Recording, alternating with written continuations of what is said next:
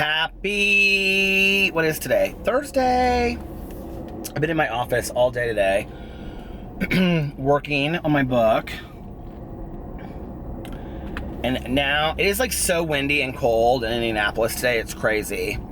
And now I am running home. It is 7:30 to take a quick shower and try to get dressed nice so that I can go out to dinner. My husband and I are having a little dinner date tonight. The Cheesecake Factory. He just wants a salad, but I think I'm gonna have something a little bit more. I'm like feeling really kind of weak today. I don't know why. Do you ever just feel weak for no reason? So I don't know. I might have a cheeseburger. They have great cheeseburgers there. Or I might have... I usually get chicken fingers there, but I'm not really feeling chicken fingers. I might get pasta. I might get a chicken salad sandwich. Sounds good too. They have great chicken salad sandwiches. I might try something new. Who knows?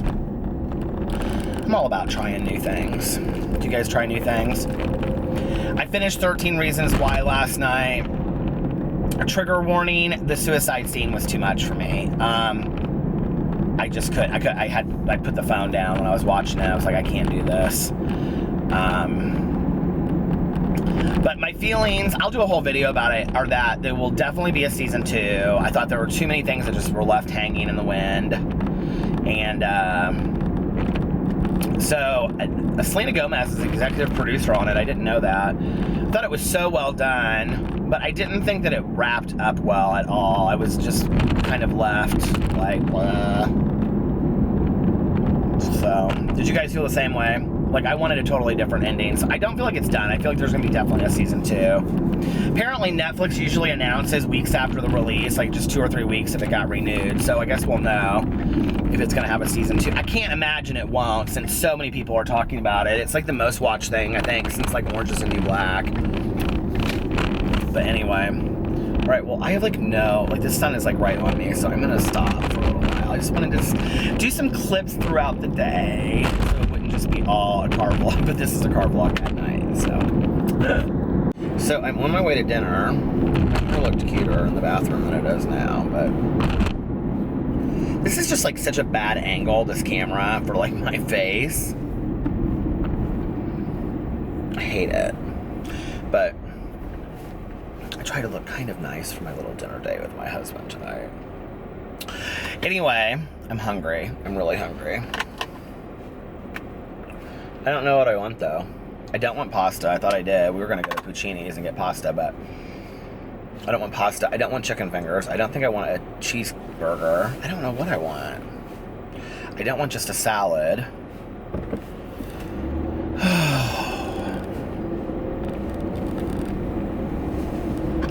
Do you guys go to Cheesecake Factory? What do you eat when you go there? I need some new suggestions. It's like if I turn the heat on, it's hot in here, and if I turn the heat off, it's cold in here. Do you guys ever like deal with that? Like, it's cold one way or not the other. So I got sent these products to use by Hans de Foucault, and I'm trying to use them before I do a video about them. And what's interesting, well, I'll save the story, the backstory, when I do the video, but what's interesting is, like, I've used, like, 2 of their products now, and I really like both of their products. This is not a sponsored video. I really like both of their products. The sponsored video is to follow on my main channel.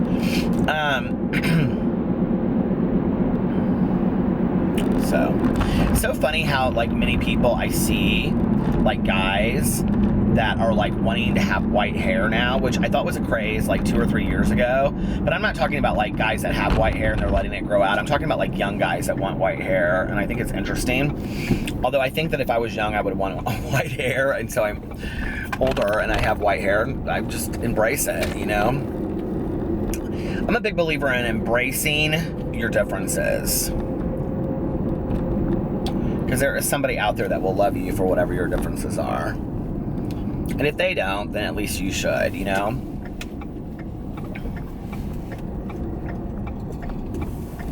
I've talked a lot on here about why I stopped coloring my hair, but it was like, my hair turned white, like salt and pepper, when I was like 23, 24, and it turned completely white by the time I was 27, 28.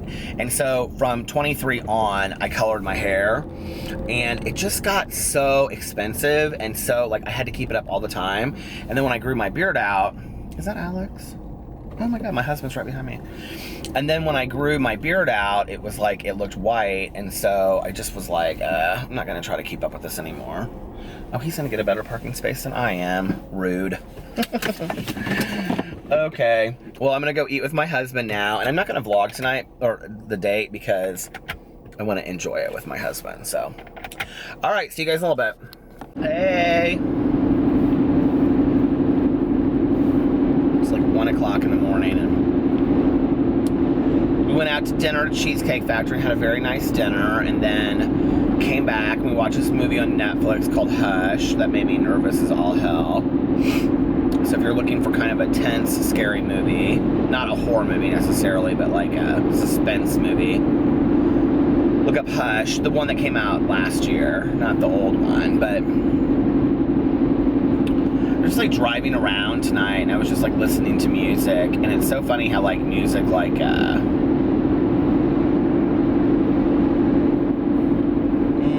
reminds me of things in life. And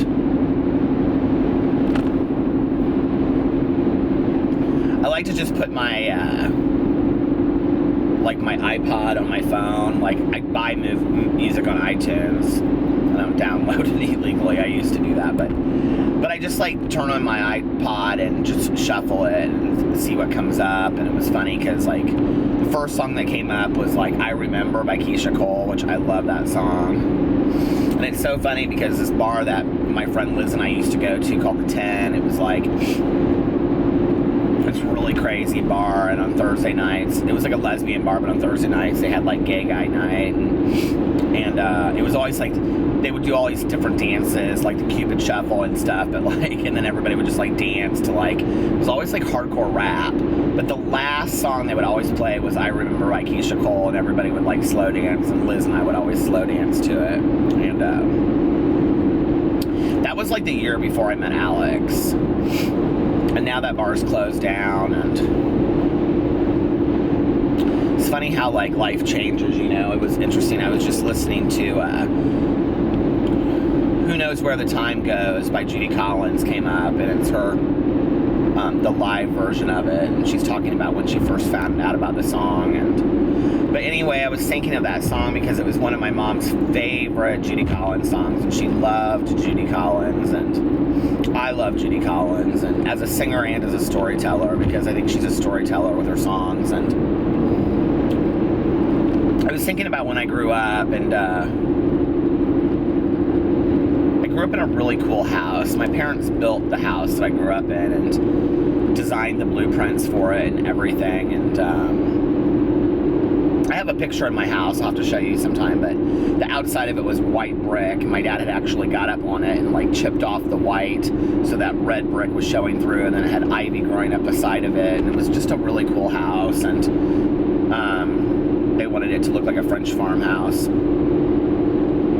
But it had like window seats like in the bedrooms and in the living room, and like with bookcases built into it. And it wasn't that it was like this fantastic huge house, because that wasn't the case. It just was a very unique house and really neat fireplaces. And like my parents, it had an actual library in it that you like had French doors that you like stepped down into, and all the walls were bookcases because my parents love books. And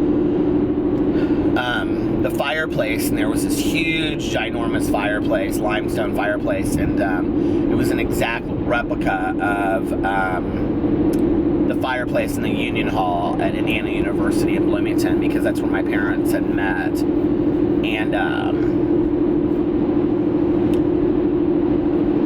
I remember, like, if you see in my bedroom, I have this like black leather chair with an ottoman. It's very like Scandinavian looking, and it used to be in the corner by the stereo, and my mom would sit there after my dad and my mom had gotten separated, and I think that's when her like depression really like took hold of her, and the drinking really hit. And I can remember after she would put me to bed, she would go down there and she would just play records and with her headphones on and just sit there and drink. And when people smoked in the house, she smoked one cigarette after another and just sat there and looked through photo albums. And I can remember, like, right outside the door of the library was the flight of stairs that went upstairs to the second floor.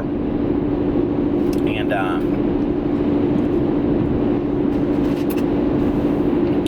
I would like I can remember coming to the edge of the stairs.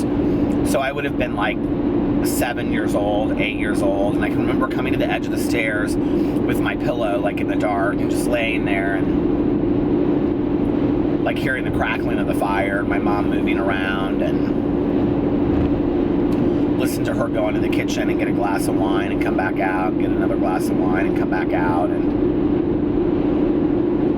then I can remember her like coming up and waking me up and being like, "Sweetie, what are you doing out here? It's time, let's go to bed." And that smell of like perfume mixed with wine is still to this day like strangely comforting, but like a huge turnoff to me. Like whenever I smell it on women, like wine and perfume mix, I just don't like that smell at all.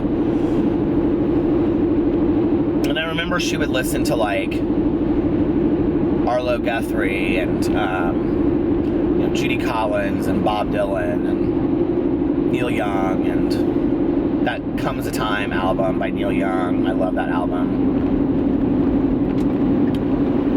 And she would listen to all of these great folk singers that I grew up with. And what's so funny is I can remember later in life when my mom got sober, she got really into reggae music for a while, like Bob Marley. And I can remember like pulling up somewhere and she was in her car and she had like reggae music blasting, and I was like, what are you listening to reggae music for? She must have been like a year sober or something. Like my mom came alive when she got sober. It was like she had been dead for years, you know?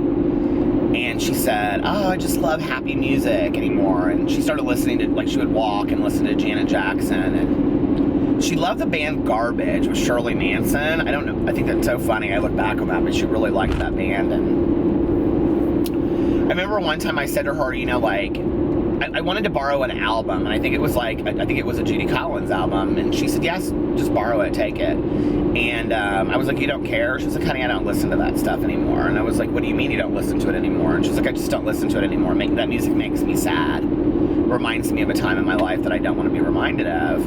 And, you know, it's funny because the time of her life that it reminded her of was my childhood, but it just also coincided with my dad leaving and, you know, all this kind of stuff. And it's interesting the conditions that my dad left in. My dad left my mom because he was in love with another woman. And this is going to sound strange, but my dad did not have an affair. He told my mom that he was not the kind of man that would cheat on his wife, but he was in love with someone else, so he had to leave. I can't imagine hearing something like that, how incredibly painful that must be. Later, my dad told me, when I asked him about it, he said, "Your mother and I were no longer in love with each other. We had a very passionate love affair, but it was just over." And he goes, "Your mom would have stayed in the marriage forever because she believed in, you know, the oath of marriage." And he said, "Neither one of us was happy, and I believed one of us deserved to be happy. And if she wasn't going to leave, then I was going to leave and get out of the marriage." And it was devastating for my mom. Absolutely devastating. I mean, till the day she died, devastating. You know, my dad and my stepmom have been married longer than my mom and my dad ever were married. And I just think that she didn't have a lot of answers that she wanted, you know. But I've talked about that in another vlog when my dad went into the hospital room. And I'm not sad or melancholy tonight. I'm just kind of like thinking back on that story, you know, and how it's so funny. I remember my mom was like, I made her a mixtape one Christmas, and it had like all this dance music on it. I remember it had that Higher Love, or like, is that what it is? Deeper Love by Patti LaBelle, and like Janet Jackson remixes, and my mom loved it. And I don't know how many of you will know who this is, but there's a DJ remixer named Thunder Pussy who like remixes like all these great mixes like Deborah Cox and all this kind of stuff. And it used to be like every mix you'd hear in the bar when you went out to gay clubs. And I put all these mixes on it. My mom loved it. She just loved it. She loved to walk. She took a walk, and she walked every day for like an hour and a half. And she just like walked to this music. And my mom loved to dance in her kitchen, and she would like just when I was a little kid, we would like, she'd be like, okay, we're gonna dance, and she'd be like, na na na na na na na na na, and then we would have to dance, and then we would like sing songs, like she would pick a song, and like Delta Dawn, and she'd say, okay, original, and then we'd be like, Delta Dawn, what's that flower you got on? And then she'd be like, okay, now opera, and we'd have to be like, Delta Dawn, we'd have to like sing it in like all these different ways, and she'd be like, okay, show tune, and we'd have to sing to Delta Dawn like it was a show tune. My mother was nuts, but so much fun. And we used to play like we were Laverne and Shirley, and I always wanted to be Shirley, and she always had to be Laverne. We would brush our teeth doing that. Those must be the games that parents play with their kids that I just thought was unique. And now looking back, I just realized it was my mom's way of getting me to do shit. But I do have a friend of mine, and her son, who's like second, third grade, is like, they spend all of their time together. And like, he's really like her best friend, which I don't think is very healthy always. But I wonder, like, I kind of think I was like that for my mom, you know? As an only child, and her adult friends I can remember would come over in the summer, and they would like play tennis, or we would go to the pool, and then they would come back and have drinks. And then like, I remember my mom's friend would say, I've got to go home to the man, and then she would leave, and then it would just be like my mom and I, you know, at 5 o'clock in the afternoon. And I'm sure that was kind of a little depressing for my mom, you know, that all of her, my mom was divorced way before anybody got divorced.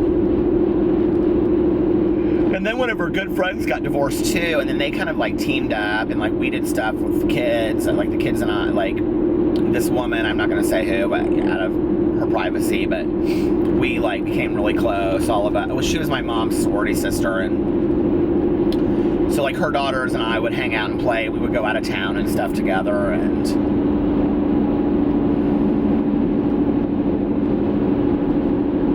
it's weird thinking about the past, you know. People always say I'm like so close to the semis. I'm like literally like 10 feet away, but I do not like driving by the semis at all. There's a lot of them out tonight. And it's cold. It is 39 degrees, but it feels like it's about 10 degrees outside.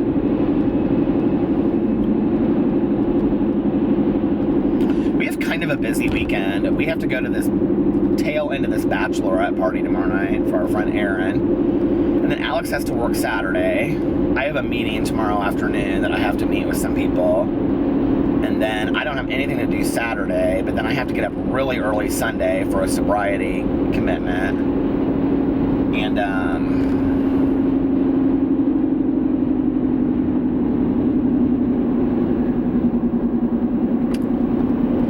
then Sunday, we're gonna probably get a brunch when I get done with that.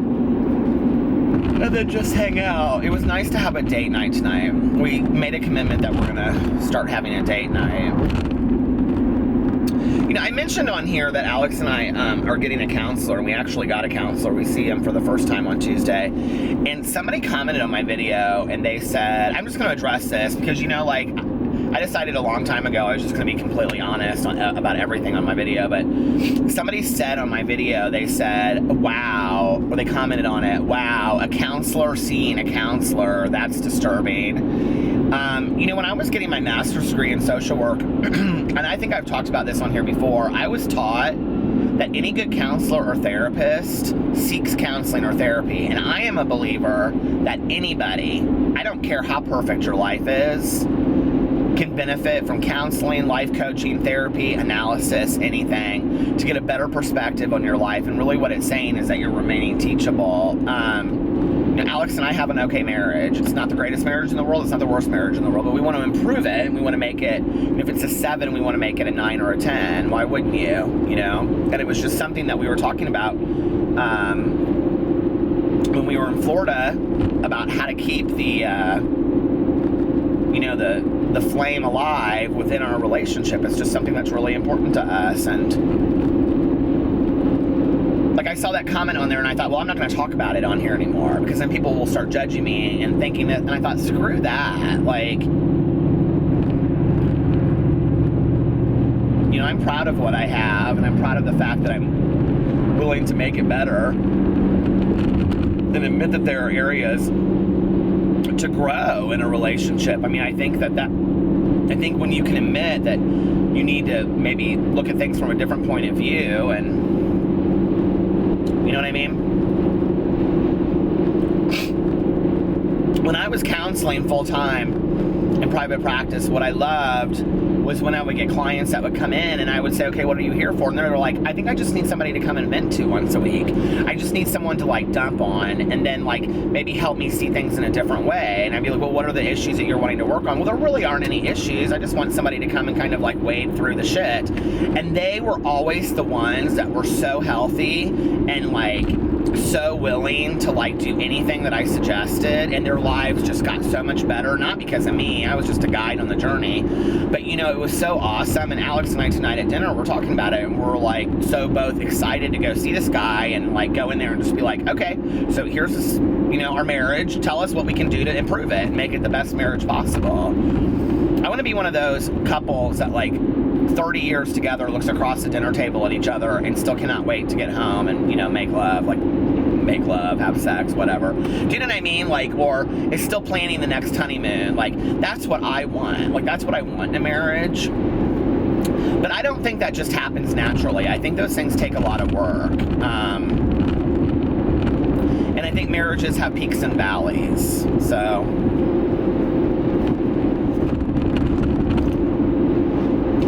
I think it's very much like getting a personal trainer to some degree, honestly. I don't know. I think a lot of people give up, or they allow the fight to have the relationship before ever, you know, like trying to figure out what they can do better. I don't know, maybe I share too honestly on here sometimes, because like, and I didn't take offense to this at all, but somebody was like, I could sense a real sadness about you when you were in Florida. I was like, really? Like, I was so at peace in Florida. Like, I was just, the thing is this, here's the deal, that like, for the first time in my life, in the last year or two, like, I have not had a 40 to 50 hour a week job where I'm just go all the time. But financially, I'm still making the same amount of money, so I don't have to. So I have a lot of free time, and I struggle with not having structure in my life. And so it was nice to get away from having to try to find out what to do on a daily basis, you know? Like, I'm still kind of getting used to being in a position where, like, I say semi-retired, but I'm totally joking. Like, if tomorrow some really great gig came along, you know, that, like, I couldn't turn down, I would work 50 hours a week again. I love to work. I love to be productive. That's why I write every day. That's why I make videos every day. I mean, people are like, how do you get so much accomplished? Well, I get so much accomplished because I'm putting energy into what I love to do. Like, I love to make videos. I love to read. I love to write books. Those are the things right now. You know, I love to do team building exercises and helping companies and businesses come together, and that's what I do mostly right now is corporate team building. So, you know, like, I love to do that stuff. So it's, right now, all my energy is going into things that I love and that I'm passionate about. And I think that that's the real trick to life, you know, is finding out what you're passionate about and going after that and making that happen, you know? And I feel so blessed to be able to do that right now and have a lot of free time. I will tell you, like, one marital issue that happens is I don't work a lot of hours. Alex works an extraordinary amount of hours. And so I think for him it's hard because he comes home and I'm like ready to go and be like, whatever. And he's like, okay, I need an hour or two to decompress because he's working 60 hours a week and I'm working 15 hours a week. But you know, like we talked about this at dinner tonight too. I said, you know, one thing you don't realize, babe, is that I'm putting like 6 hours a day into videos, 7 days a week. So I'm really, like with YouTube, putting in 40 hours a week job, plus writing every day for 4 hours a day. But it's different because it's a creative venture. And so I think it's like, you know, if you were an artist that was going to a studio every day and you were painting for 8 hours a day, well, I don't know that a lot of people would see that as a job because you're not clocking in and clocking out. And but I did that clocking in and clocking out stuff for a long time. And just between you and I'll stay away from it as long as I can. Thank you very much.